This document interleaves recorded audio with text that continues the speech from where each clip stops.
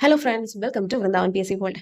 അപ്പോൾ നമ്മുടെ company board LGS, അതുപോലെ തന്നെ VFA, ഇനിയിപ്പോൾ വരാൻ പോകുന്ന ബെവ്കോ LDC, ഇതിൻ്റെ ഒക്കെ എക്സാം ഉടനെ നമുക്ക് ആ ഒരു ഏപ്രിൽ മെയ് ഒക്കെ എക്സാം പ്രതീക്ഷിക്കാം അല്ലേ? നമുക്കറിയില്ല പ്രിലിംസ് ഉണ്ടോ മെയിൻസ് ഉണ്ടോ എന്ന് നമുക്ക് പറയാൻ പറ്റില്ല.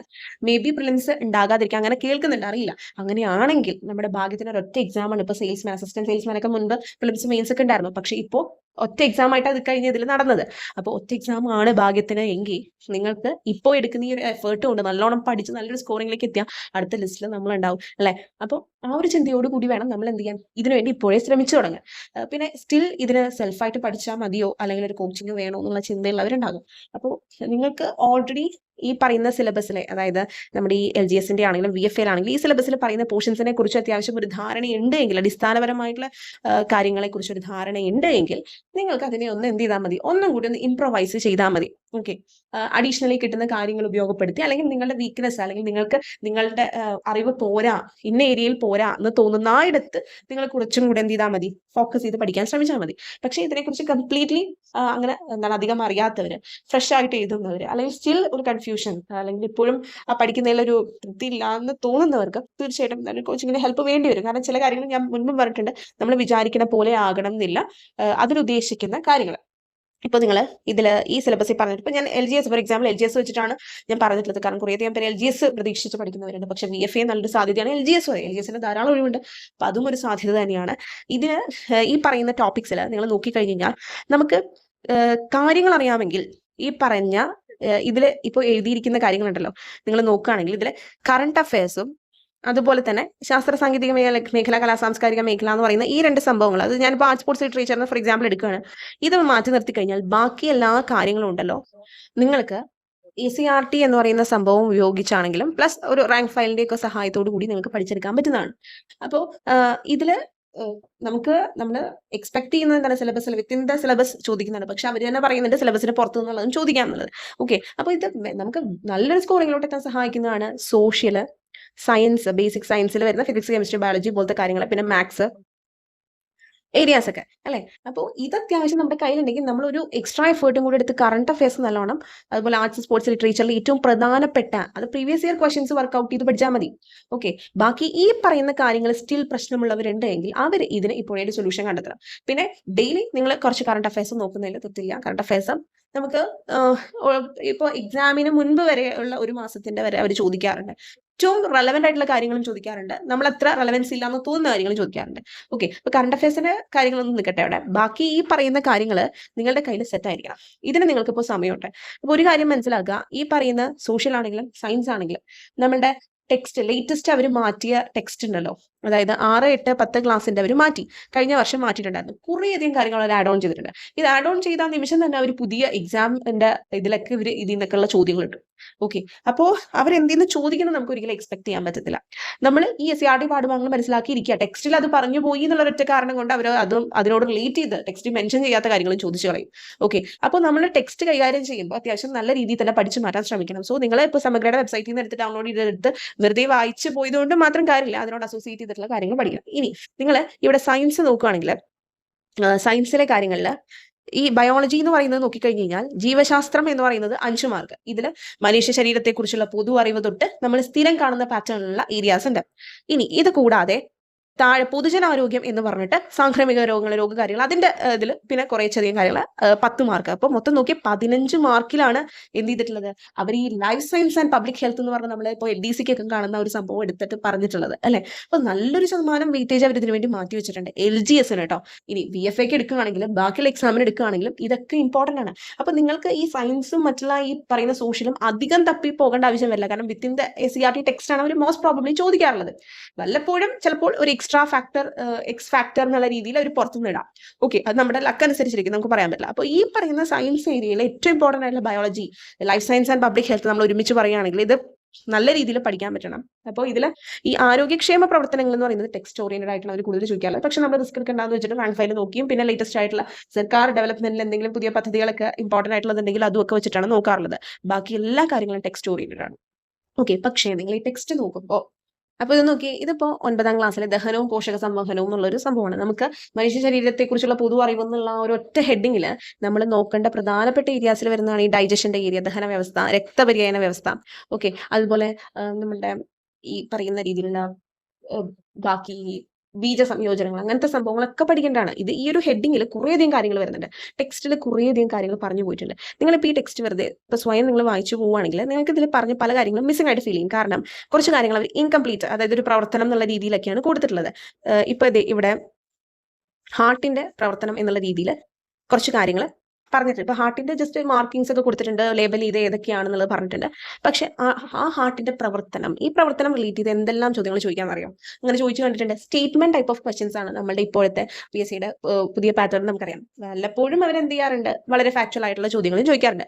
ഈ സ്റ്റേറ്റ്മെന്റ് ടൈപ്പിൽ അവർ ചോദിക്കുമ്പോൾ, ഇപ്പോൾ ഹാർട്ടിന്റെ പ്രവർത്തനത്തെ കുറിച്ചാണ് അവർ ചോദിക്കുന്നത് എങ്കിൽ അവരെന്ത് ചെയ്യും, അതിനോട് റിലേറ്റ് ചെയ്തിട്ടുള്ള പല കാര്യങ്ങളും തന്നിട്ട് താഴെ തന്നിട്ടുള്ളവയും തെറ്റായത് ഏത് ശരിയായത് ഏത് എന്നുള്ള രീതിയിലായിരിക്കും ചോദിക്കുക. അപ്പൊ നമുക്ക് ആ പ്രവർത്തനം കൃത്യമായിട്ട് അറിഞ്ഞാൽ മാത്രമേ നമുക്കൊരു ഉത്തരത്തിലൂടെ എത്താൻ പറ്റുള്ളൂ.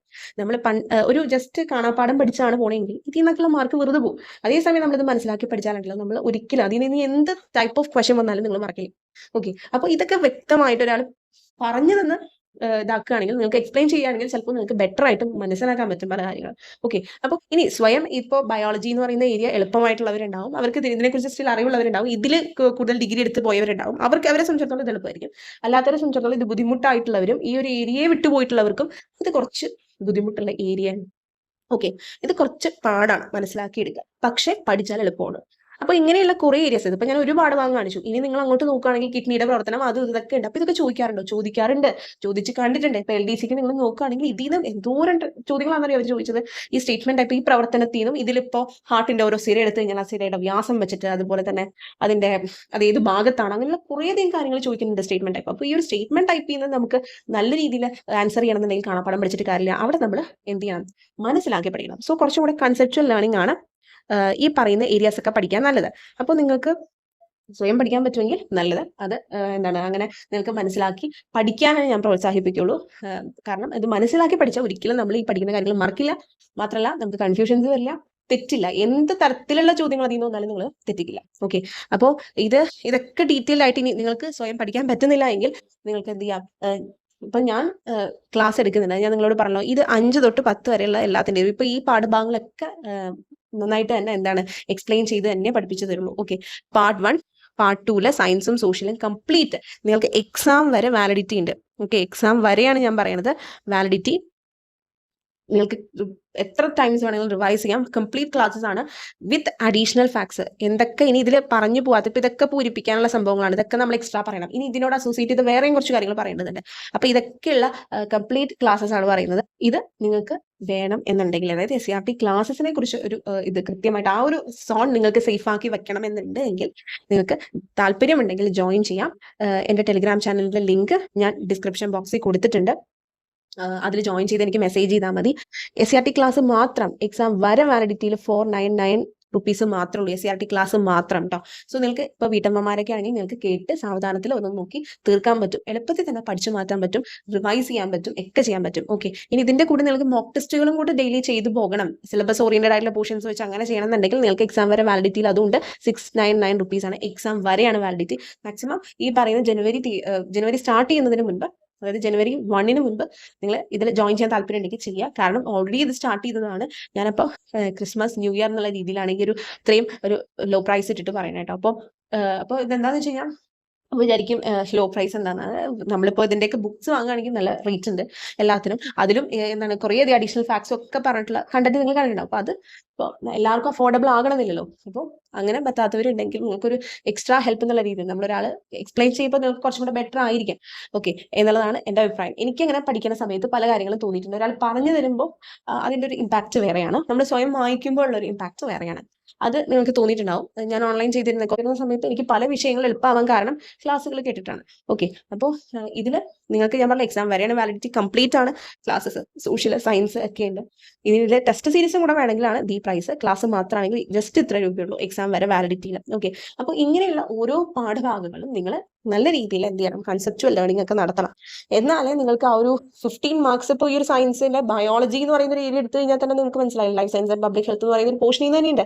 ഇതുപോലെ ഫിസിക്സും കെമിസ്ട്രിയും ഒക്കെ നിങ്ങൾ നോക്കുകയാണെങ്കിൽ എന്തോരം കാര്യങ്ങളാണെന്നറിയുള്ളത് ഓരോ സംഭവത്തിന്റെ പ്രവർത്തനങ്ങൾ. അവരിപ്പോൾ കുറച്ചും കൂടെ കാര്യങ്ങൾ മനസ്സിലാക്കിയിട്ട് തന്നെ ആൻസർ ചെയ്യണം എന്ന് ഡിമാൻഡ് ചെയ്യുന്ന രീതിയിലാണ് എന്ത് ചെയ്തിട്ടുള്ളത്, പറഞ്ഞിട്ടുള്ളത്.